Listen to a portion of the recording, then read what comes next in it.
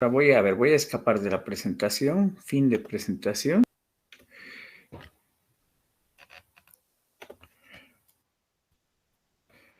Vamos a hacer la introducción a este tema cardiopatía y embarazo, y comentar que el embarazo y el trabajo de parto generalmente son bien tolerados en pacientes, pero en aquellas pacientes que cursan con cardiopatías congénitas, como ser comunicación interauricular, comunicación interventricular, conducto arterioso existente y anomalía de Epstein no complicada. No ocurre lo mismo en aquellas gestantes que están embarazadas con otras cardiopatías congénitas cianosantes, que no han sido tratadas en su momento, como ser el síndrome de Eisenmenger y la tetralogía de Fallot.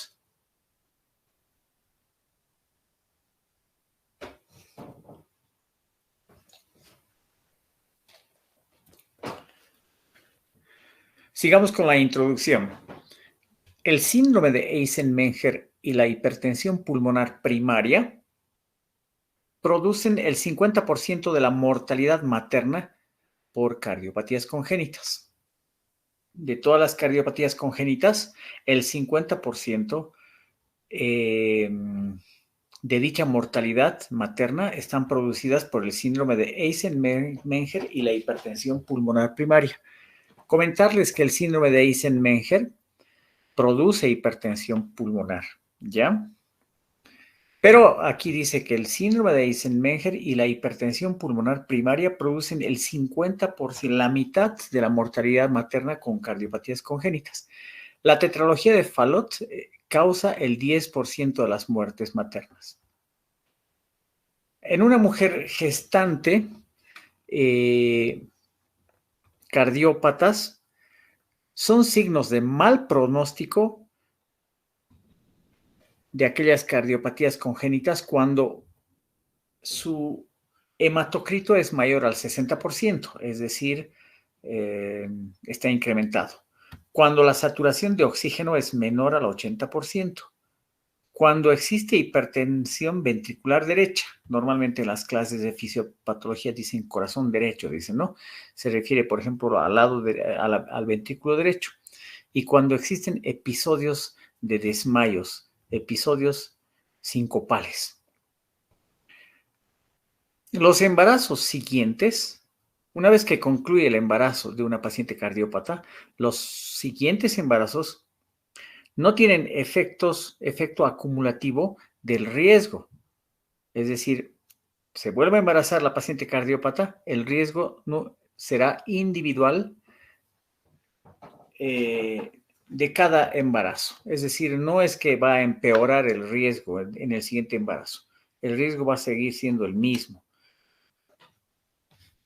O tal vez, bueno, dependiendo de la patología cardiológica que conlleve a aquella mujer gestante.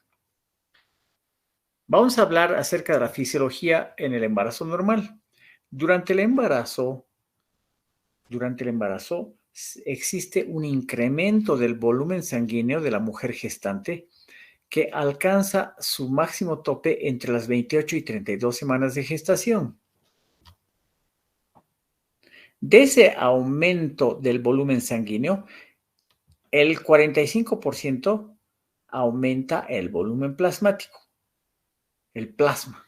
Los glóbulos rojos también aumentan, la masa globular, los glóbulos rojos aumentan, pero aumentan entre un 20 a un 30%. Por eso normalmente se habla de la anemia fisiológica, que en realidad no debería ser tan fisiológica. Ese término ya no es usado.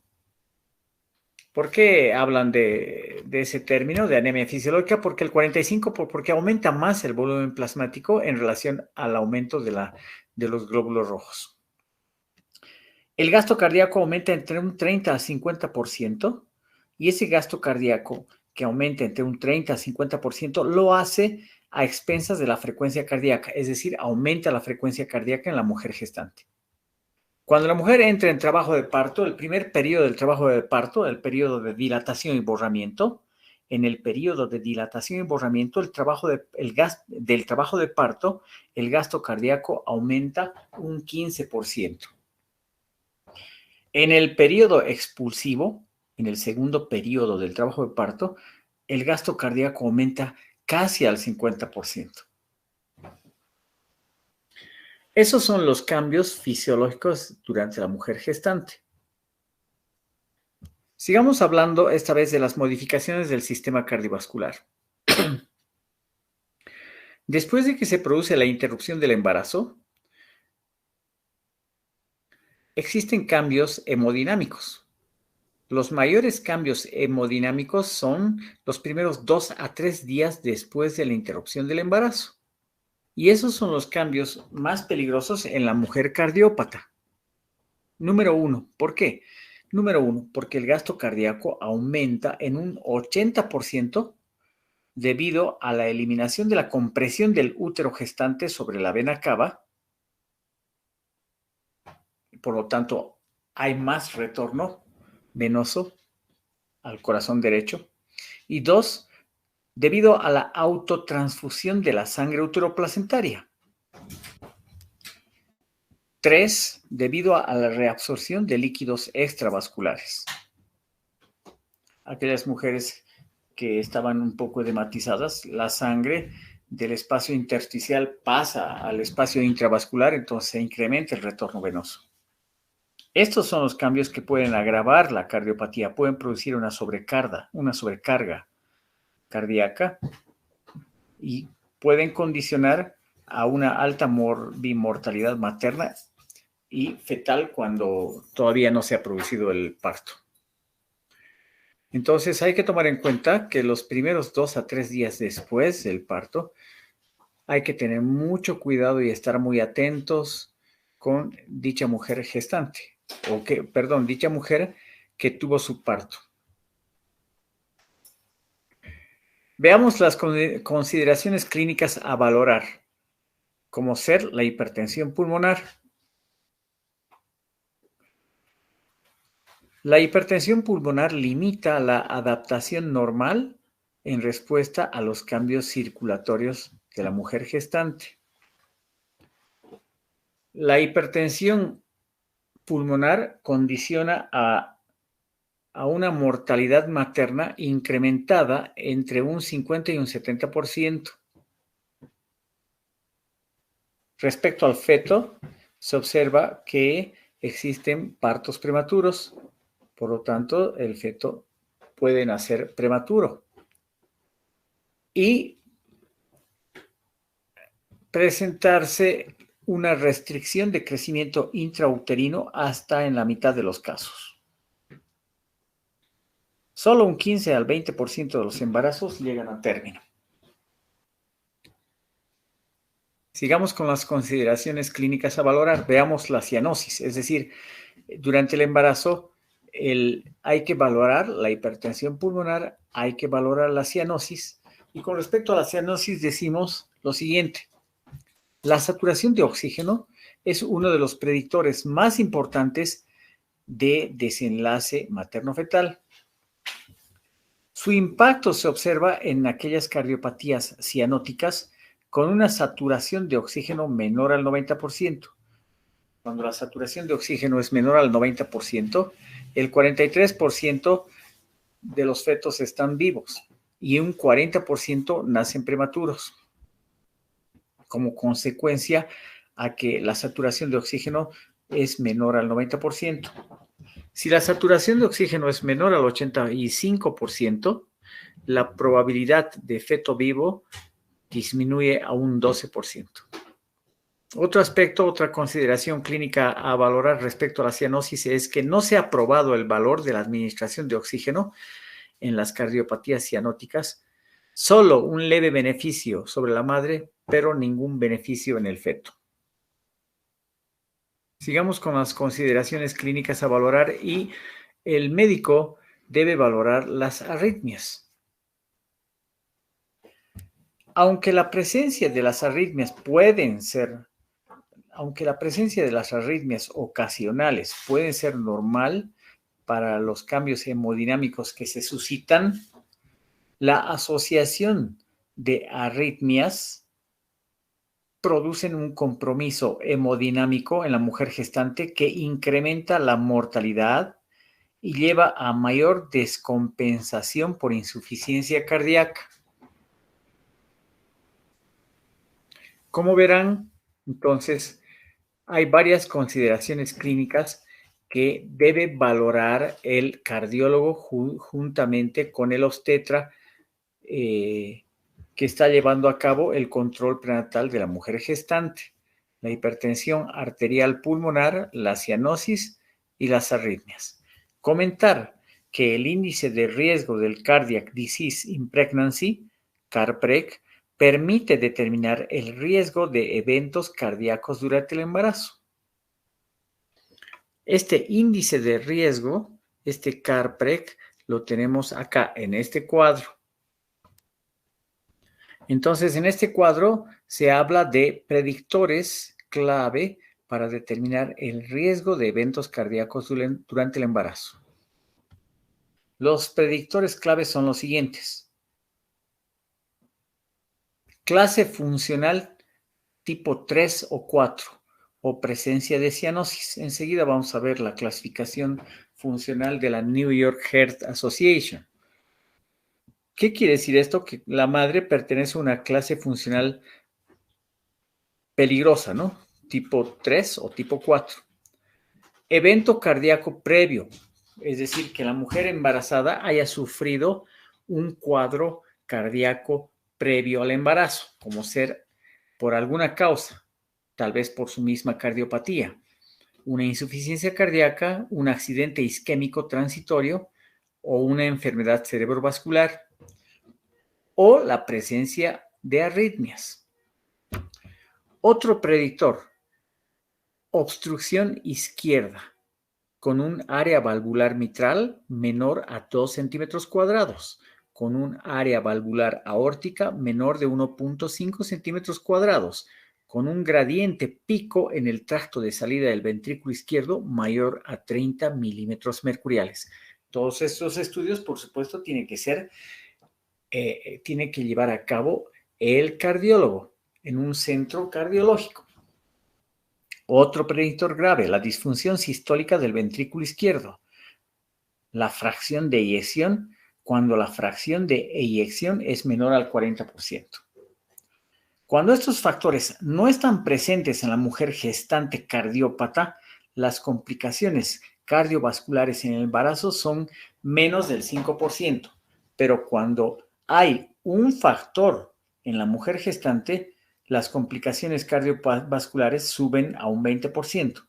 Y si hay más de un factor de este cuadro del CARPREG, se dice que cuando hay más de un factor, las complicaciones son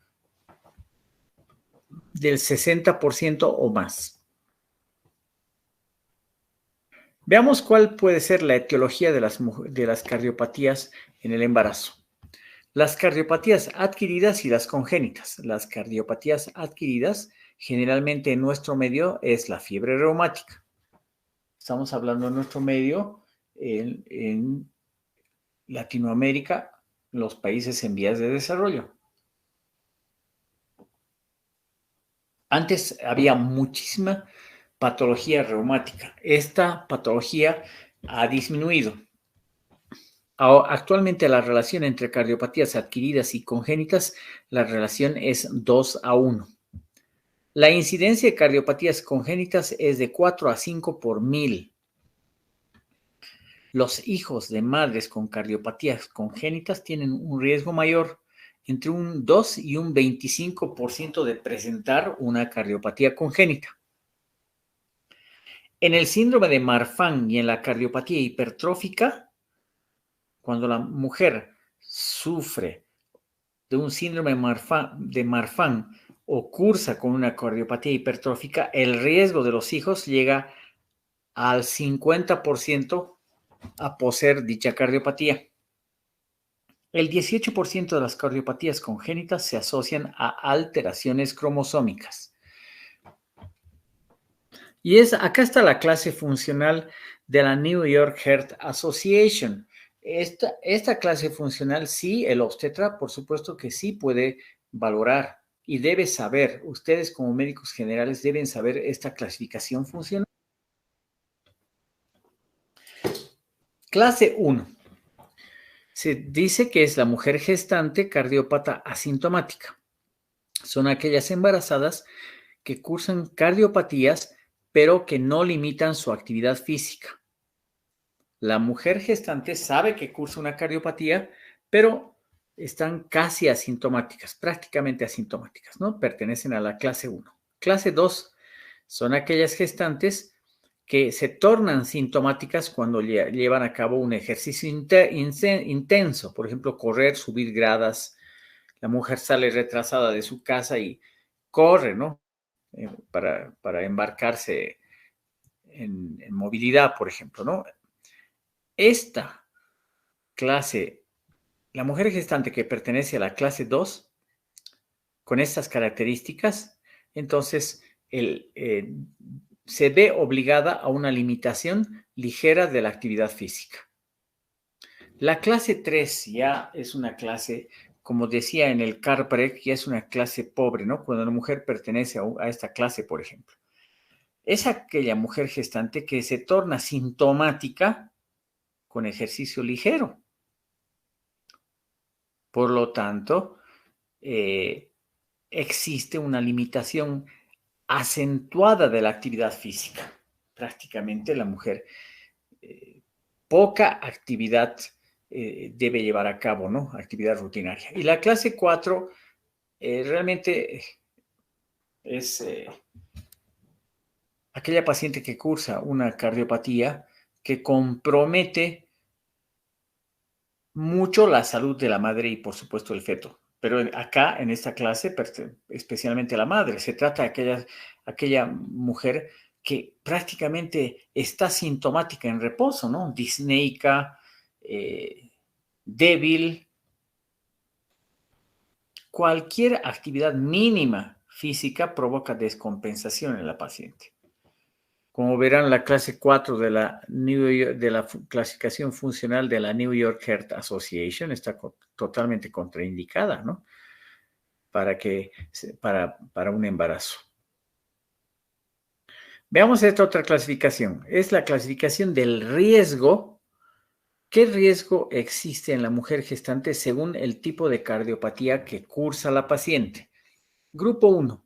No se ha demostrado riesgo de mortalidad materna y existe un nulo incremento de la morbilidad.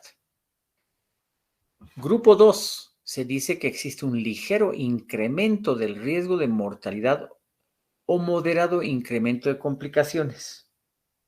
Grupo 3. Riesgo significativamente incrementado de mortalidad materna o morbilidad severa. Se requiere consejo de un experto. Si a pesar de ello la mujer decide quedar embarazada, debe ser estrictamente monitorizada por cardiólogos y obstetras especializados en alto riesgo. Grupo 4. Riesgo extremadamente elevado de mortalidad materna o morbilidad severa. El embarazo está contraindicado. Esta clasificación funcional es otra clasificación funcional y esta es la clasificación del riesgo según el tipo de cardiopatía. No se confundan, ¿ya? Esta es la clasificación funcional y esta es la clasificación según el tipo de cardiopatía. Y ahora veamos qué tipos de cardiopatías dan lugar a que la mujer pertenezca o al grupo 1, al grupo 2 o al grupo 3 o al grupo 4. Veamos, mujeres que pertenecen al grupo 1, inciso A, son aquellas mujeres con lesiones no complicadas, pequeñas o leves. Lesiones no complicadas, pequeñas o leves. Podría tratarse de una estenosis pulmonar leve, un conducto arterioso persistente, un prolapso de la válvula mitral. Grupo 1B son aquellas mujeres embarazadas que han sido operadas con éxito. como ser defectos del septo, septales, atriales o ventriculares, como ser una comunicación interauricular operada, una comunicación interventricular operada, un conducto arterioso persistente operado, un drenaje venoso pulmonar anómalo reparado. Inciso C, grupo 1, inciso C, pacientes que cursan con patologías que dan lugar a extrasístoles ectópicos aislados, tanto auriculares o ventriculares. Entonces, la mujer tiene que saber qué patología tiene. En la clase grupo 1, inciso B, por ejemplo, son aquellas mujeres gestantes que han sido sometidas a este tipo de patologías en la infancia, por ejemplo, cuando eran niñas, por sus señores padres, cosa que no sucede en nuestra sociedad, ¿no? Por muchos factores, básicamente el factor económico. Grupo 2. Sigamos hablando de la clasificación del riesgo según el tipo de cardiopatía. Grupo 2, la mayoría de las arritmias, defectos septales auriculares como es el CIA o ventriculares como el CIB no operados, es lo que les estaba diciendo. La tetralogía de Fallot operada.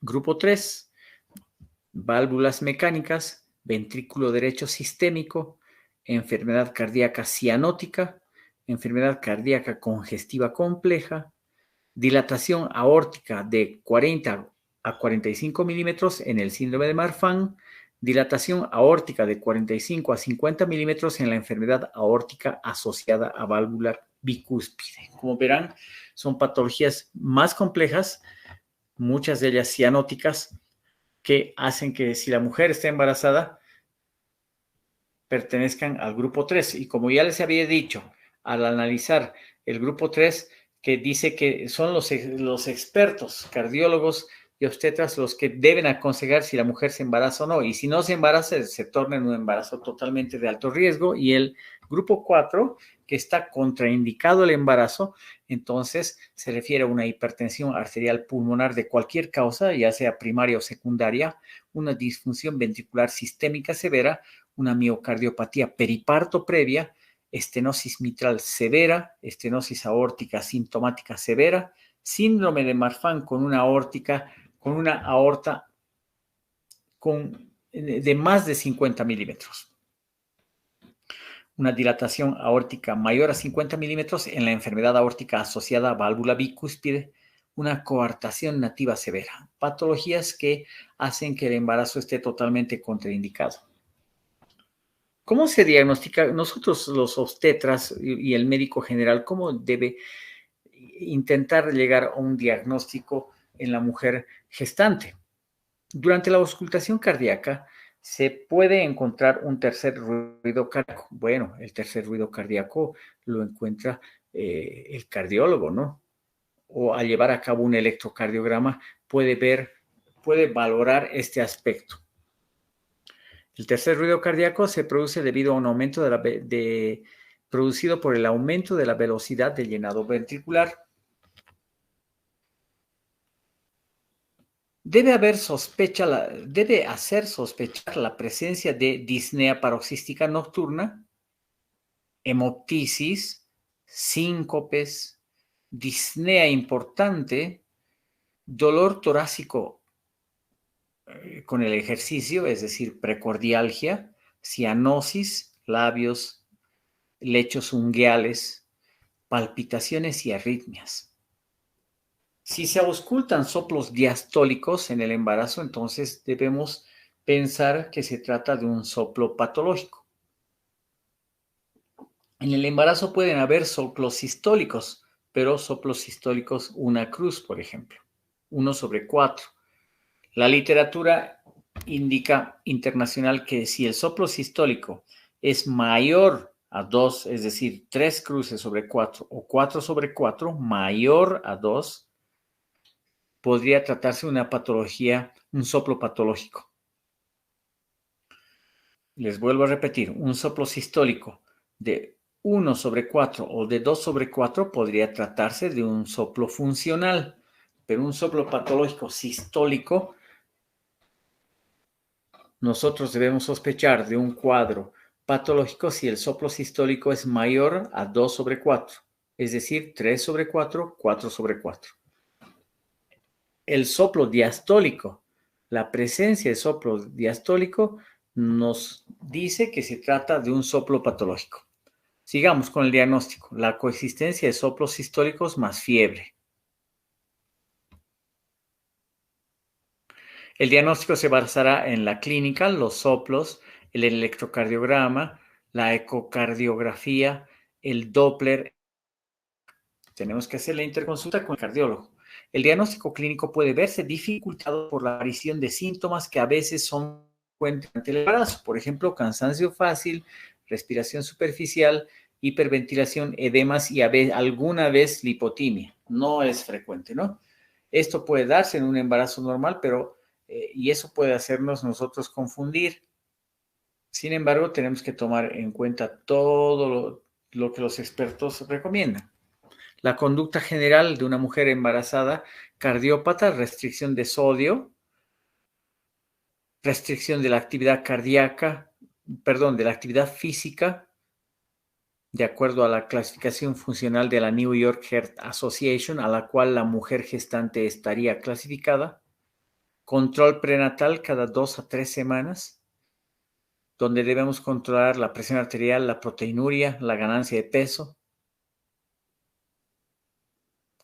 Sobre todo durante la segunda mitad de la gestación, para evitar la complicación de que esta mujer gestante encima se complique con la patología preeclámptica por los cambios cardiovasculares que pueden presentarse en la mujer cardiópata. Inciso D, una dieta adecuada para que la mujer logre una curva de peso normal. Llevar a cabo un estudio de ecocardiografía fetal a las 16 semanas y a las 24 semanas de embarazo, tratando de cribar la presencia de una cardiopatía fetal. ¿Ya? Evaluación frecuente de la cardiopatía y de la medicación por el cardiólogo. Y bueno, planificar el embarazo para evitar los fármacos potencialmente teratogénicos, eso maneja el obstetra. El tratamiento, aquí habla de tratamiento anticoagulante en aquellas pacientes que cursan con válvulas protésicas mecánicas por la presencia de la fibrilación auricular o antecedentes de tromboembolismo. ¿Ya? El tratamiento antiarrítmico podría tratarse de estos fármacos que receta el cardiólogo o afines, como ser la digoxina, por ejemplo, el uso de beta bloqueadores cuando se presentan las taquiarritmias. Si vamos a usar antagonistas de los canales del calcio o el cardiólogo va a usar antagonistas de los canales del calcio, puede emplear el verapamilo, por ejemplo, porque la miodarona está contraindicada. Nosotros sí, el cardiólogo recomienda tratamiento antibiótico que nosotros los obstetras ejecutamos cuando se trata en pacientes con cardiopatía adquirida con brotes reumáticos recidivantes. Y cuando el último brote reumático ocurrió 2 años antes del embarazo. 2 años o menos antes del embarazo. Entonces podemos utilizar la penicilina G-benzatínica cada mes a partir del 7º mes de embarazo o eritromicina en caso de pacientes alérgicas a la penicilina. Se puede hacer una profilaxis antibiótica para que no exista una endocarditis bacteriana cuando la mujer gestante cardiópata va al odontólogo a hacerse una extracción dentaria, por ejemplo. En casos de prótesis valvulares mecánicas, prótesis valvulares biológicas, pacientes que cursan valvulopatías reumáticas, que son las adquiridas, o pacientes que cursan valvulopatías reumáticas por drogadicción, estenosis subaórtica, hipertrófica idiopática, antecedentes de endocarditis, malformaciones congénitas cardíacas mayores. Entonces, tomen en cuenta ustedes que nosotros debemos dar durante el control prenatal antibióticos ante estas situaciones, ¿no? Que vaya al dentista, hacerse extraer una pieza dentaria, por ejemplo. ¿Ya? o por ahí sufre un corte, una herida, por ejemplo, una herida cortante. Entonces nosotros debemos utilizar antibiótico terapia profiláctica. Normas generales. Cesárea en casos de pacientes bajo tratamiento anticoagulante oral, síndrome de Marfan con aorta de mayor a 45 milímetros, disección aórtica crónica o subaguda, insuficiencia cardíaca refractaria, estenosis aórtica severa, hipertensión pulmonar grave, es decir, el síndrome de Eisenmenger. Cuando no existen estos antecedentes, entonces, o pertenecen a aquellos pacientes que no cursan los factores de riesgo de los eventos de la CARPREG, entonces habrá que operar cesárea en caso de indicaciones obstétricas, presentación pelviana, situación transversa, etcétera. Sigamos con las normas generales, posiciones de cúbito lateral, cuando está en trabajo de parto o antes de su programación quirúrgica, oxigenoterapia, en quirófano, anestesia peridural con agentes mórficos. Durante el periodo expulsivo se evitarán en caso de que pacientes, en caso de que el obstetra y el cardiólogo dicen, no, este es un parto normal, en el periodo expulsivo se evitarán los esfuerzos y pujos mediante la extracción del feto con ventosa, que no tenemos en nuestro medio, o forceps. Sí, tenemos en muchos hospitales los forceps, y la aplicación de un forceps a una paciente cardiópata en el periodo expulsivo se denomina forceps bajo de alivio. Es para cortar el periodo expulsivo. Evitar el empleo de prostaglandinas o ergonovínicos, porque producen vasoconstricción. Y esto puede afectar a las arterias coronarias. Una hemostasia cuidadosa, evitar que hemorragias, evitar que la mujer se desangre innecesariamente, tanto en el acto quirúrgico como en la atención del alumbramiento. Una vigilancia materna estricta durante el periodo de dilatación, durante el periodo expulsivo y en el posparto. En algunas pacientes cardiópatas será necesaria la monitorización hemodinámica, o sea, ingreso a la unidad de cuidados intensivos. Las primeras 24 horas hasta 48 horas posparto. Ya les he explicado por qué, ¿no? Control fetal permanente durante el trabajo de parto o previa programación quirúrgica con registro de la frecuencia cardíaca fetal y determinación del equilibrio ácido básico. Aquí tenemos un panorama grande acerca de cuál es la conducta en cierto tipo de cardiopatías. En las cardiopatías adquiridas, de las lesiones de la válvula pulmonar y tricúspide, se dice que la etiología es reumática o post complicación por alguna endocarditis que haya sufrido la paciente. Durante el embarazo, evitar diuréticos. Bueno, nosotros los obstetras no damos diuréticos. El cardiólogo tendrá que quitar el uso de diuréticos. Durante el parto, evitar la administración excesiva de líquidos para que no exista mucha sobrecarga cardíaca. En las lesiones de la válvula mitral y aórtica, en el caso de estenosis mitral, puede emplearse desde el punto de vista funcional, inciso A, diuréticos para evitar la congestión pulmonar, beta bloqueantes para evitar la taquicardia. Por supuesto, les vuelvo a decir, esto se maneja conjuntamente con el cardiólogo. Y cardiólogo subespecializado en el embarazo, no es con cualquier cardiólogo, por si acaso. Inciso B, con respecto al parto, si es que es cesárea, con respecto a la interrupción del embarazo, si se trata de cesárea con anestesia general o si se trata de un parto vaginal con abreviación del periodo expulsivo. Ya dijimos cómo se abrevia el periodo expulsivo mediante un forceps bajo de alivio. Si la paciente está más delicada, incluso puede hacerse una monitorización hemodinámica invasiva a la madre. Sigamos con las lesiones de la válvula mitral. En la insuficiencia mitral, suele evolucionar sin complicaciones. Incluso esta patología se atenúa durante el embarazo. En la insuficiencia aórtica suele dar pocos problemas. El embarazo suele ser bien tolerado y en el parto, el médico debe dar antibiótico terapia profiláctico para evitar la endocarditis. En la estenosis aórtica, esta puede empeorar desde el punto de vista funcional. Inciso A, durante el embarazo debe haber una limitación de la actividad física. En los casos graves puede ser necesaria incluso una intervención quirúrgica. Inciso B, en el parto evitar la hipotensión, evitar una hemorragia excesiva. En casos graves con edema agudo de pulmón puede requerir monitorización hemodinámica invasiva con cateterismo de la arteria pulmonar. ¿Quién hace eso? El cardiólogo, el terapista intensivo.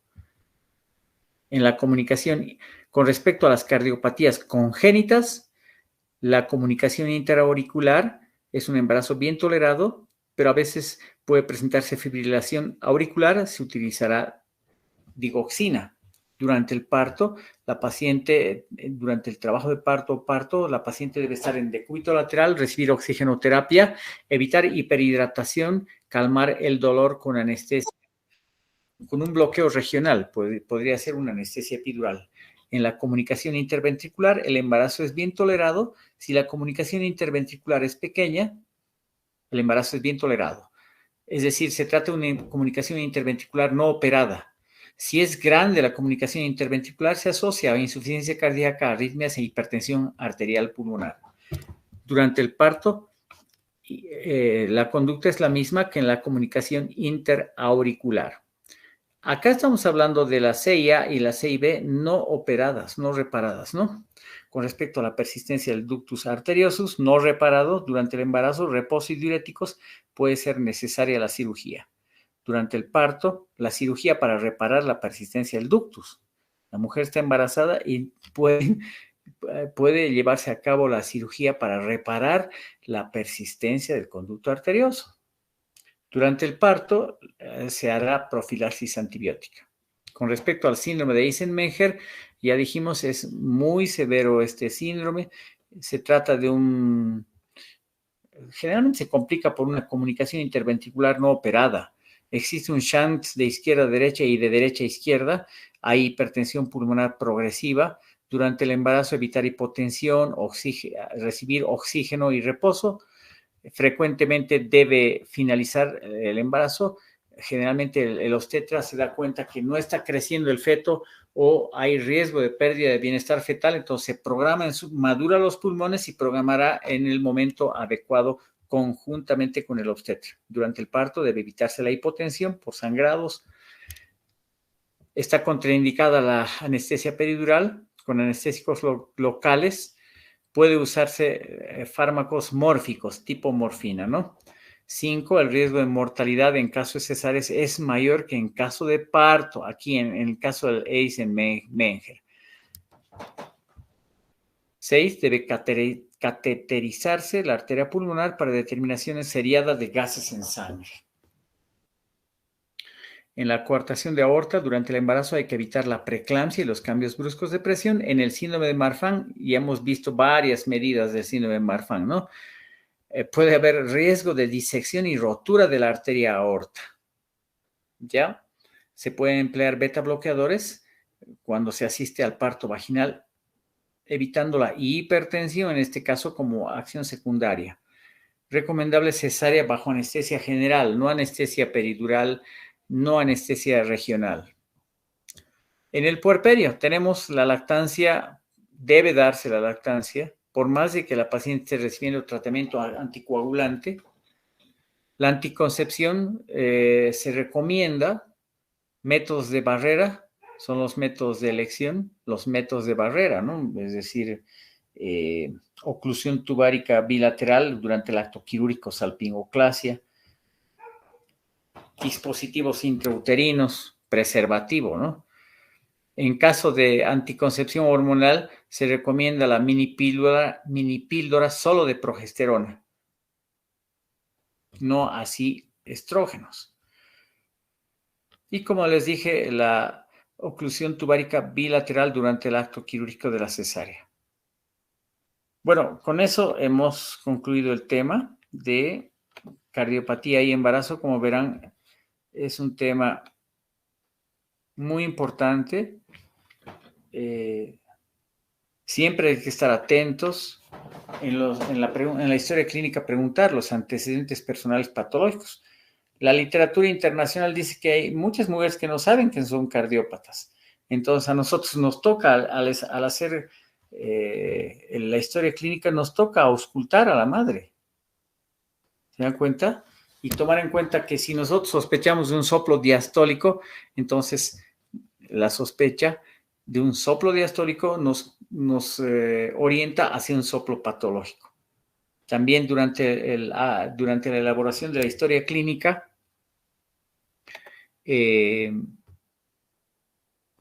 la cianosis, ¿no? Son mujeres cianóticas, los labios cianóticos, las uñas cianóticas, o en las cardiopatías congénitas cianóticas, como ser la fiebre reumática, hay una fascia reumática que nosotros aprendemos en las clases de semiología.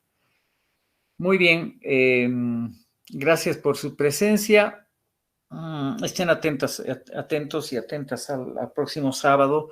Es posible, la clase tendría que ser a las 7 de la mañana, pero si tengo alguna dificultad, por favor, voy a coordinar con Kedi, como anoche lo hice, y con el debido tiempo les voy a avisar si el mismo sábado va a ser a las 9 de la noche o a las 7 de la mañana. ¿Ya? Muchísimas gracias a todos por su atención y gracias a los que estuvieron presentes. Con respecto a mi grupo, nos vemos el día lunes a las 11 de la mañana en el horario habitual en la planta de colposcopía del Hospital Corea. Muchísimas gracias. Hasta luego. Gracias, doctor. Buenas noches. Hasta luego, doctor. Hasta luego, doctor. Algo productivo.